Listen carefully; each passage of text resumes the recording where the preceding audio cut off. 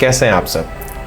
आज की ये वीडियो काफ़ी स्पेशल है, इसलिए भी कि ये मेरी लाइफ की सबसे पहली वीडियो है और इसलिए भी कि आज का दिन भी काफ़ी स्पेशल है।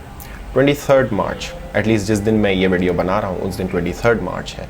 23 मार्च को ऑब्वियसली छुट्टी तो होती ही है, लेकिन किस वजह से होती है? Pakistan resolution day. लेकिन अगर मैं आपको ये बताऊँ कि पाकिस्तान रेजोल्यूशन डे जिस दिन हम सेलिब्रेट करते हैं वो एक्चुअली 23 मार्च नहीं 24 मार्च होना चाहिए। आई नो बहुत लोगों के लिए काफ़ी सरप्राइजिंग सी बात होगी, लेकिन ये फैक्ट जो मैं आपके साथ शेयर कर रहा हूँ ये कहीं ऐसे ही नहीं बोल रहा। ये बेस्ड है एक बुक के ऊपर, मर्डर ऑफ हिस्ट्री बाय के अजीज़। अगर किसी ने भी वाकई हिस्ट्री पढ़ी है तो वो आपको हमेशा ये बुक सजेस्ट करेगा, और आज की ये वीडियो उसी बुक के ऊपर एक छोटा सा वीडियो ऐसे है। मिथ नंबर 1 जो हमें हमारी हिस्ट्री में सबसे ज़्यादा गलत तरीके से रिपोर्ट किया जाता है वो है द 1857 वॉर।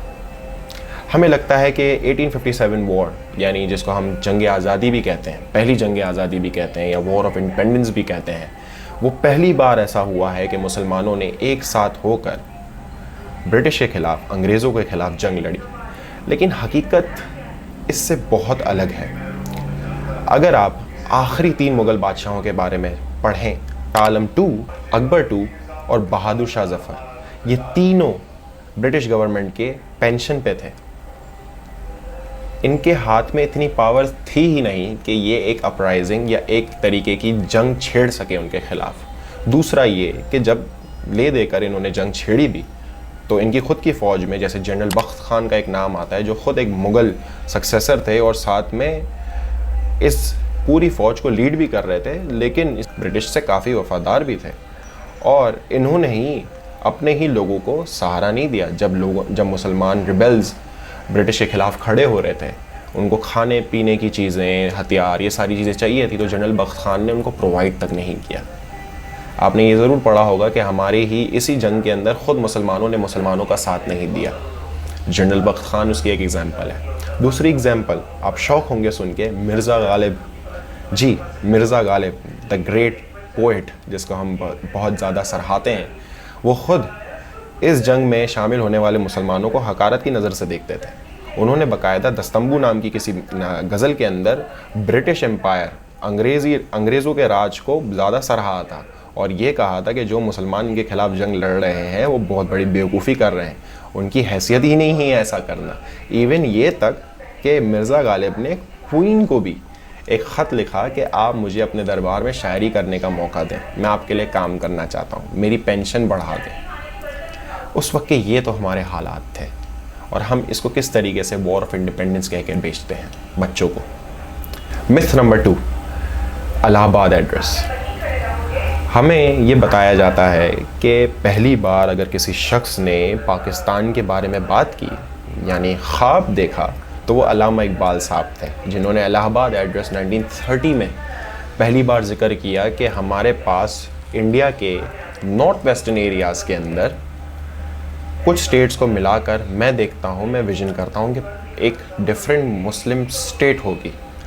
लेकिन हकीकत ऐसी नहीं है। हुआ दरअसल ये था कि इकबाल साहब ने कभी भी मलकियत का, एक मुस्लिम मलकियत का जिक्र किया ही नहीं था। जो हम कहते हैं कि वो पहले शख्स है जिन्होंने मुस्लिम मलकियत का जिक्र किया था, एक्चुअली उनकी ख़ुद की स्पीच उस वक्त इंग्लिश में थी जी, तो मलकियत का लफ्ज़ तक उन्होंने इस्तेमाल नहीं किया था। इसके अलावा वो पहले शख्स तो नहीं थे। हिस्ट्री में एविडेंसेस हैं कि 64 और लोग और 64 डिफरेंट इंस्टेंसेस पे इससे पहले पाकिस्तान की तरफ हिंट किया गया है, तो इकबाल साहब पहले वो शख्स नहीं थे। तीसरा मिथ, पाकिस्तान का नाम। इवन दो कुछ बुक्स चौधरी रहमत अली को क्रेडिट देती हैं और साथ में ये भी कहती हैं कि पूरी तरीके से ये बात प्रूफ नहीं की जा सकती कि वो वाहिद ऐसे शख्स है जिन्होंने पाकिस्तान का नाम दिया, लेकिन स्टिल उनको मेंशन किया जाता है हमारी टेक्स्ट बुक के अंदर। लेकिन हकीकत ये नहीं है, उन्होंने ये नाम नहीं दिया था। उनके साथ 2 और स्टूडेंट्स थे जिनके इसके ऊपर एक इक्वल क्लेम था। वो एक जर्नलिस्ट भी नहीं थे, वो एक स्टूडेंट थे जो एक पैम्फलेट लिखते थे। तो हमारी हिस्ट्री भरी पड़ी है ऐसे बहुत सारे लोगों से जो अनकॉन्सिक्वेंशियल हैं, जो हमारे हीरो एक्चुअली हैं ही नहीं, और इस वजह से हमारे एक्चुअल हीरोज़ छुप जाते हैं। ऐसी हिस्ट्री का इफ़ेक्ट हमारी यूथ पे और हमारे बच्चों पे, हमारी एजुकेशन में ऐसा पड़ता है कि हमें पता ही नहीं है हम आखिर है कौन, क्योंकि हमें हमारे हीरोज़ ही नहीं पता। मिथ नंबर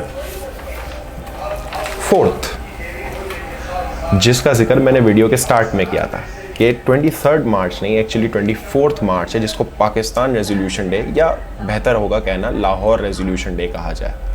अगर आप इसके बारे में पूरी तरीके से पढ़ना चाहते हैं तो इसका पूरे मीटिंग मिनट्स, ये मीटिंग कब स्टार्ट हुई और कब एंड हुई, सुबह में कब स्टार्ट हुई और रात 11:30 तक क्या क्या प्रोसीडिंग्स हुई, उससे ये वाज़े होता है कि 23 मार्च तक पॉसिबल था ही नहीं कि इस ऑब्जेक्टिव को पास किया जाए।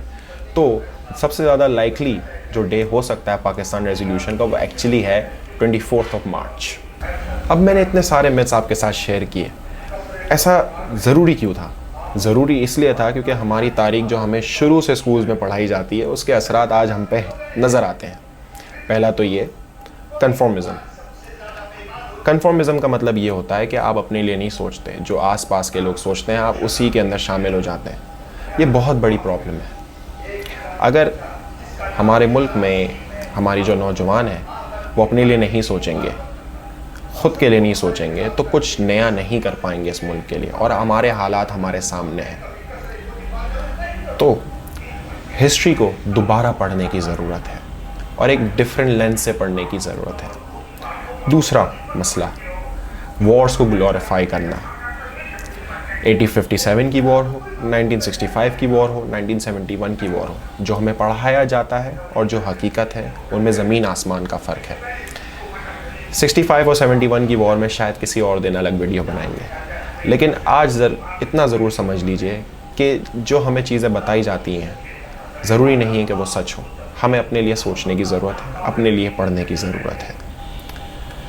तो ऐसी बहुत सारी चीज़ें हैं जो हिस्ट्री को गलत पढ़ने से हमने अडॉप्ट की हैं और आज उसके असरात हम आसपास देखते हैं। क्यों ना इस रेजोल्यूशन डे एक अहद करें, एक डिफरेंट रेजोल्यूशन करें कि हम अपने लिए पढ़ेंगे, अपने लिए सोचेंगे। शायद एक सोचता हुआ और एक ज़्यादा पढ़ता हुआ पाकिस्तान एक बेहतर पाकिस्तान हो। अपना ख्याल रखिएगा। आज तक के लिए इतना ही, शुक्रिया।